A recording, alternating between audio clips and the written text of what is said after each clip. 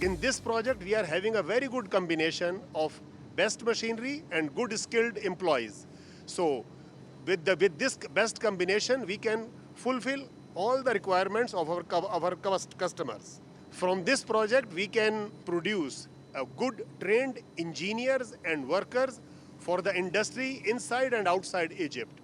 So I'm really feeling proud to be a part of this project, which can contribute in the progress of this country. I'm really grateful to have this honor to work with this company, because we are having a good training department and program also in this company.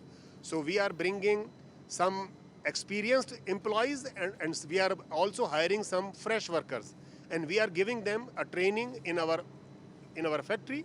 So with this training, all our Egyptian workers become more productive and more efficient with our training, and for sure, with this kind of a training and with this kind of efficiency, they can produce a high quality yarn and also high standards of production.